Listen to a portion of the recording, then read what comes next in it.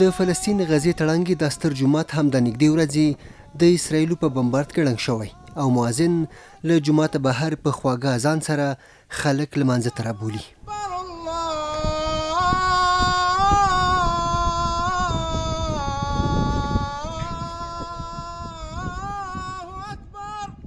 معلومه نه ده چې خلک به په جمع سره لمونځ چیرته ادا کړي، خو ښایي شاوخوا د کومې ودانۍ یوه برخه جوړه پاتې وي چې جای نمازونه دې پرې هوار شي.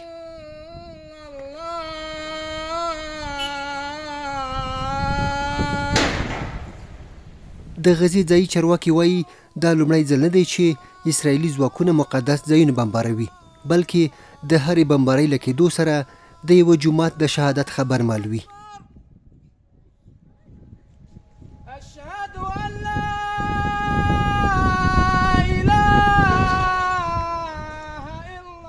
د چارواکو په وینا د اسرائیلو په بمباریو کې د غزې له 1200 جوماتونو زر هغه یې له منځه تللي او یوازې 200 پاتې دي چې د خوندي پاتې کېدو هیڅ تضمین یې نشته.